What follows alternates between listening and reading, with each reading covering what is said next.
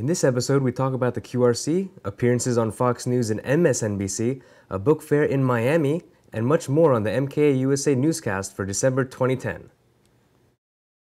Assalamu alaikum and welcome to the December 2010 newscast of Majlis Qudam al-Ahmadiyya USA. MKA USA is a dynamic Muslim youth organization committed to community service and spreading the message of peace. There's so much to talk about in this episode. Let's get started with a message from President Rizwan al-Din Sahib. Assalamu alaikum wa rahmatullahi wa barakatuhu. My dear brothers, you've heard me mention about A, B, C, D in the past. A meaning all is for Allah, B for brotherhood, C for communication, and D for dedication and devotion. I want to take a few seconds to tell you what my thoughts are on what dedication and devotion mean. I recall a line of verse of Hazrat Musa Maud, the second Khalifa, where he mentioned that the smart people of the world, the intelligentsia, they're a dime a dozen. But if he just had two divanas, two people so madly, passionately in love with their cause, he would be able to fulfill his mission. That being said, 2 weekends ago, I had the extreme pleasure to meet with the Qaideen of this country. I can't tell you how charged and ready they are to fulfill their mission for MKA. So, I guess my request is to you all. Are you ready to be that divana? I hope the answer is yes.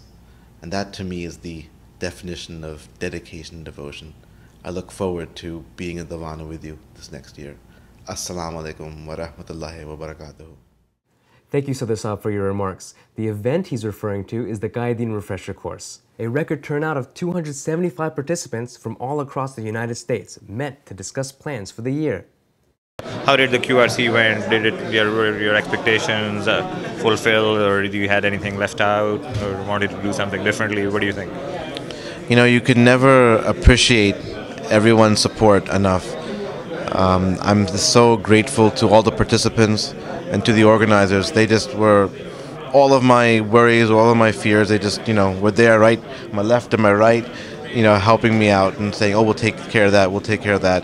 And it's just so reassuring. You have no idea how it just allowed me to focus on everybody else. And that was, I'm so appreciative, jazakallah, jazakallah, jazakallah to all my brothers. How do you feel hosting such a big event in your region? I think it was a blessing for us and an honor, really. That's all I can say. Many of the Khuddam came to me thanking me, and I think really we should thank you for choosing us, Al-Nasr Mosque, as the venue for this beautiful meeting.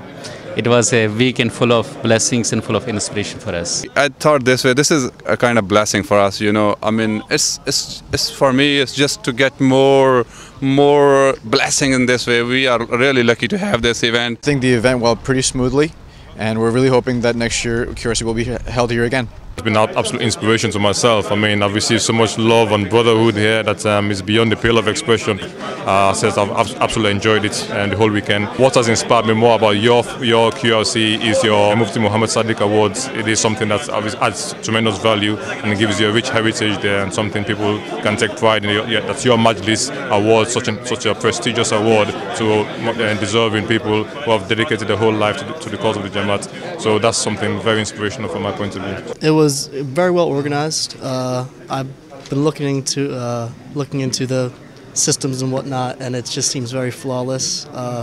Everybody's very involved, very active. It seems like just a very pleasant experience.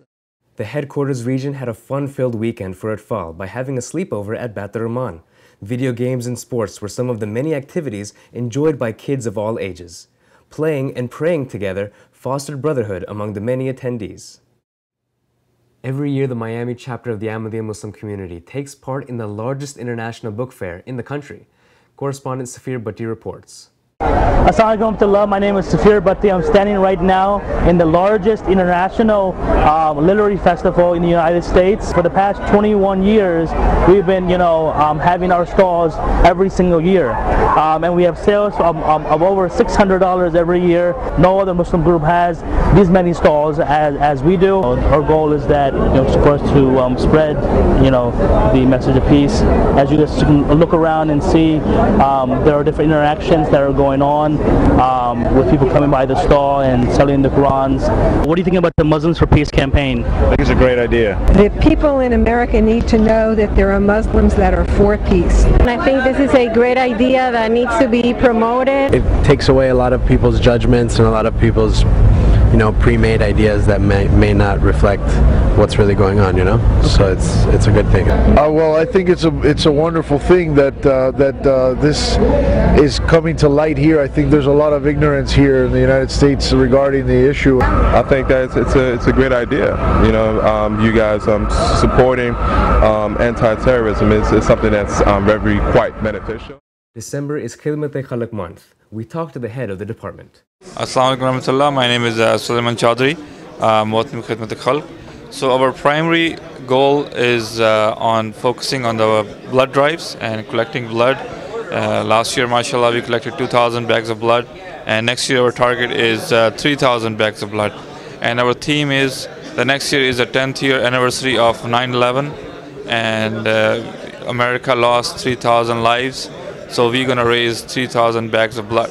So that's our theme is. So inshallah, we're going to meet the target, but we're going to need your help, each and every majlis help in raising that, meeting that target. Jazakallah. Every month, we ask a Taaleem question and pick a winner who submits the right answer. Last month's question was, what are the 4 main attributes of Allah mentioned in Surah Al-Fatiha? The right answer was submitted by Zahid Mia from Boston.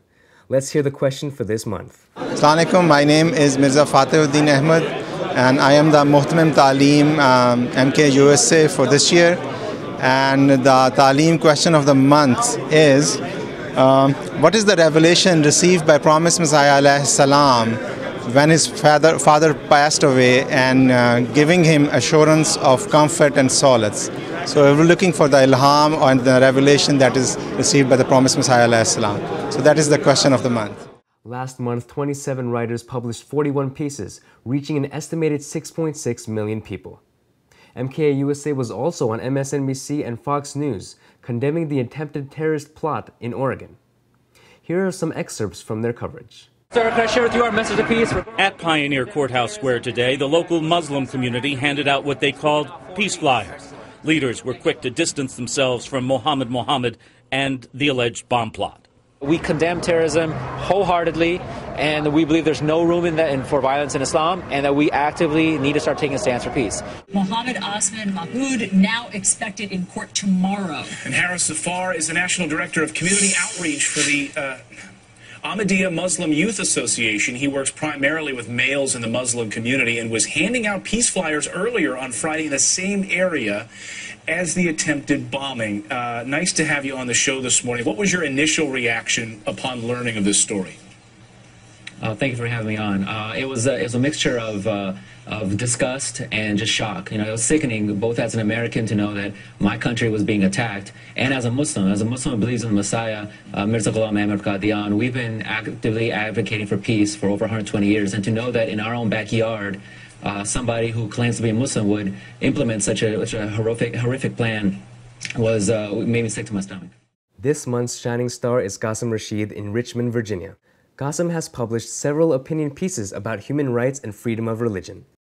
Our rising star is 10-year-old Yasser Qureshi from Boston, who is diligent in schoolwork and also in Atfal classes. You can find more info on these and other stories at mkausa.org. Thanks for watching. We'll see you next time.